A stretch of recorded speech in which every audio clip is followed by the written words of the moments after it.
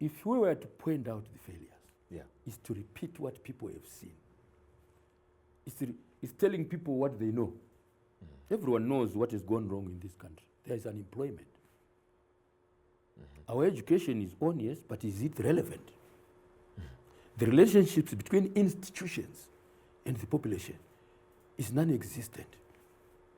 All that is known.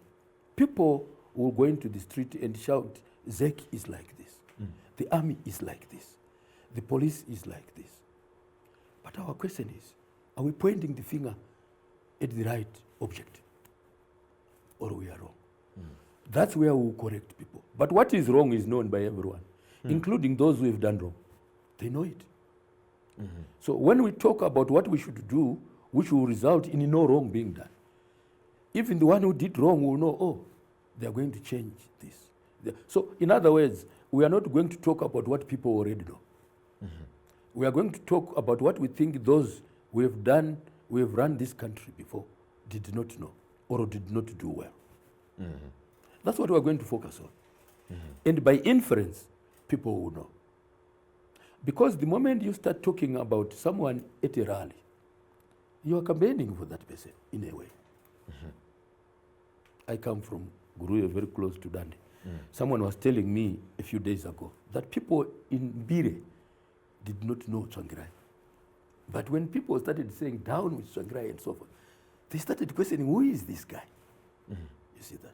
But that's not my main reason. My main reason is, if I'm going to talk about an individual and leave people to analyze my opinions and perceptions of an individual, it does not tell them what I will do for them.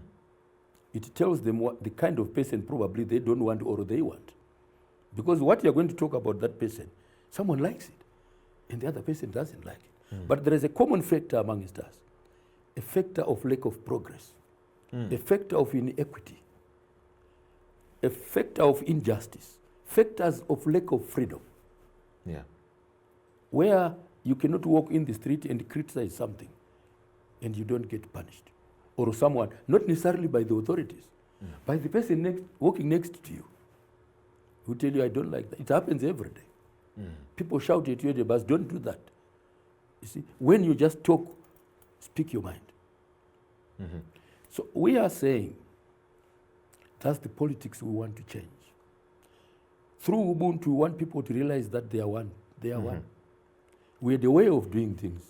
And the basic thing about Ubuntu is respect. Democracy does not talk about respect. It talks about human rights.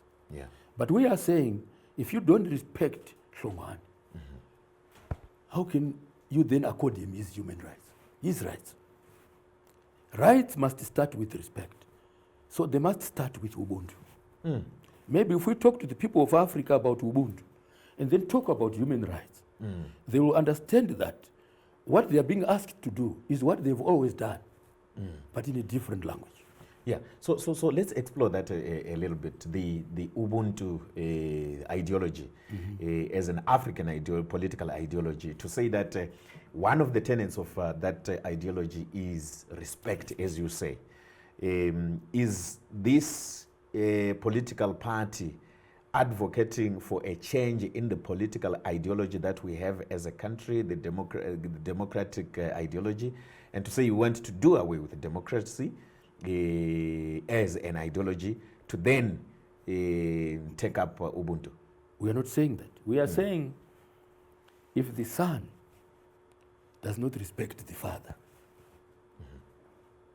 or if the father respects the son and accords him his freedom, the son will live in the house. The father is Ubuntu.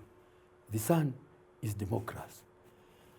Democracy is part of Ubuntu, not the other way around. So we are bringing a layer that was missing in democracy, a layer of respect. Democracy remains, but we enrich it by what comes from our own cultural background, our own practices as Africans.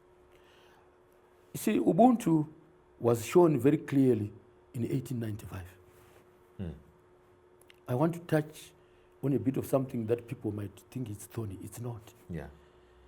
Before 1895, we had our skirmishes amongst ourselves, the dynasties. I don't want to call them tribes. Yes. I don't believe we've got tribes. I want to call them dynasties. Dynasties, yeah. Dynasties, they had skirmishes amongst themselves. And there was a particular skirmish between the southern and western part of the country and the rest of the country. And we were fighting each other. Lobingula had just come from the south. And we were here, some people had come from everywhere.